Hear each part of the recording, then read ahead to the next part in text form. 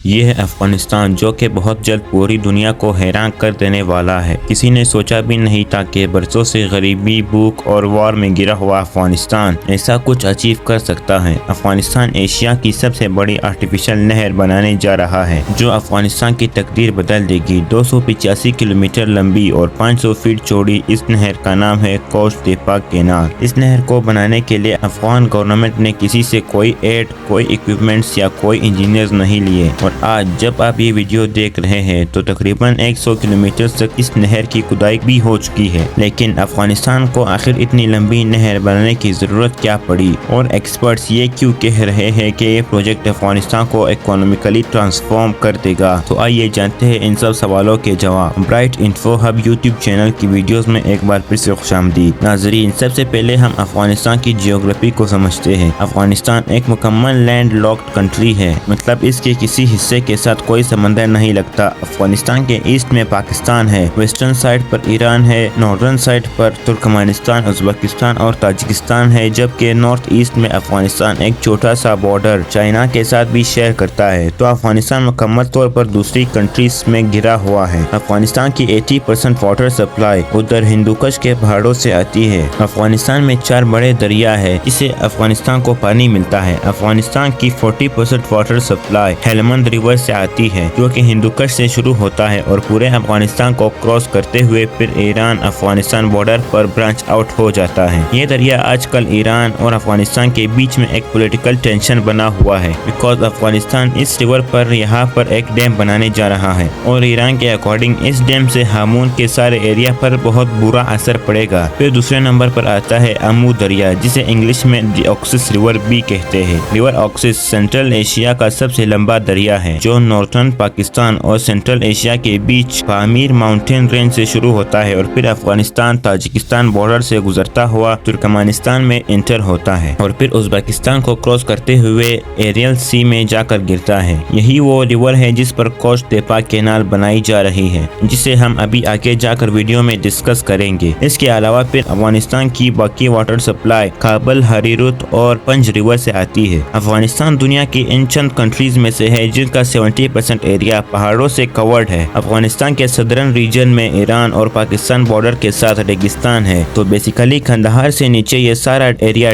Desert پر مشتمل ہے۔ اب اگر لوگوں کی بات کریں تو افغانستان میں بہت زیادہ ایتھنک ڈویژنز ہے۔ افغانستان کی ٹوٹل پاپولیشن کا 42% حصہ پشتونز پر مشتمل ہے، 27% تاجک ہے، 9% ہزارہ اور 9% ہی ازبک ہے، اور باقی المک، ترکمانی اور بلوچ وغیرہ ہیں۔ اگر ہم ہسٹوریکلی دیکھیں تو افغانستان سینٹرل اور ساؤتھ ایشیا کا شاید سب سے امپورٹنٹ کنٹری ہے، بیکاز یہی سے مغل، تاتاری، سوری، غزنوی، ابدالی اور خلجی سب کانٹیننٹ میں آئے۔ اب اگر واپس افغانستان کے واٹر سسٹم پر آئے تو یہ سارے دریا افغانستان کی واٹر ریکوائرمنٹ پوری کرنے کے لیے ناکافی ہے، اور اسی لیے افغانستان ہمیشہ سے بہت سخت واٹر کرائسس کا شکار رہا ہے۔ لیکن افغان امریکہ وار کے بعد تو اس میں بہت زیادہ شدت آ چکی ہے۔ اصل میں افغانستان کے اس سارے ناردرن ریجن میں پانی کی بہت کمی ہے، اور اس کمی کو دور کرنے کے لیے افغان گورنمنٹ نے یہ حل سوچا ہے کہ آکسس ریور سے ایک آرٹیفیشل نہر بنائی جا رہی ہے، جو 285 کلومیٹر پر اس سارے نارترن ایریا کو پانی سپلائی کرے گی۔ اس کینال کی مدد سے تقریباً 5.5 لاکھ ایکڑ کے اس خشک ریگستان کو لش گرین کھیتوں میں بدلا جائے گا۔ پانی آنے کے بعد یہاں پر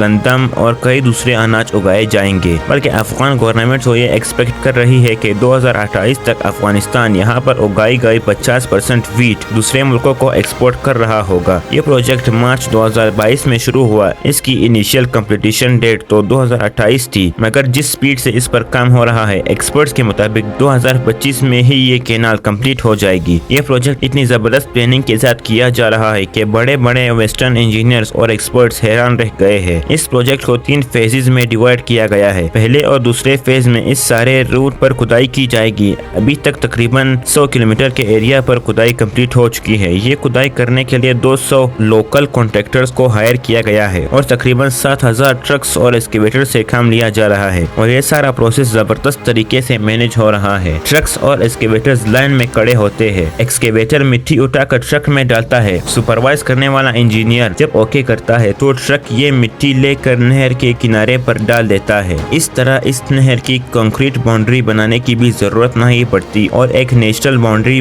بن جاتی ہے، جس جس پر کوئی ایڈیشنل خرچہ بھی نہیں لگتا۔ اس نہر کو کنکریٹ سلیب سے نہ بھرنے کا سب سے بڑا فائدہ یہ ہوا ہے کہ دونوں سائڈز کی زمین پر بھی اریگیشن ہو سکے گی، اور آلریڈی افغان گورنمنٹ نے اس نہر کے بارڈرز پر سبزیاں اور پودے لگانا شروع کر دیے ہیں۔ یہ کھدائی کمپلیٹ ہونے کے بعد یہاں پر سے واٹر پمپس کے ذریعے تقریباً 5 کلومیٹر کے ڈسٹینس پر سارے کھیتوں میں پانی پہنچایا جائے گا۔ اور کمال چیز یہ کی گئی ہے کہ ان کھیتوں میں ٹیوب ویل کے اوپر سولر پینلز لگائے گئے ہیں تاکہ ان ٹیوب ویلز اور موٹرز کو چلانے کے لیے بجلی کی بھی ضرورت ہی نہ پڑے۔ اس پروجیکٹ کو لے کر کافی میڈیا پروپیگنڈا بھی کیا گیا تھا، جیسا کہ کئی ویسٹرن ایکسپرٹس نے کہا تھا کہ افغان انجینئرز اتنے کمپیٹنٹ نہیں ہے کہ وہ اس پروجیکٹ کو ایگزیکیوٹ کر سکے۔ اسی طرح ایسی رپورٹس بھی آئی کہ کانٹریکٹرز کو وقت پر پیسے نہیں دیے جا رہے، مگر حقیقت اس سے بہت مختلف ہے۔ سب لوکلز اس پروجیکٹ سے بہت خوش ہے۔ سب سے پہلے تو ہزاروں لوگوں کے لیے جابز کریٹ ہوئی ہے۔ دوسرا، جب ہم نے تھوڑی ڈیپ ریسرچ کی تو پتا چلا کہ اگر کانٹریکٹرز کو وقت پر پیسے نہ ملتے تو یہ پروجیکٹ اتنی سپیڈ سے آگے بڑھتا ہی نہیں۔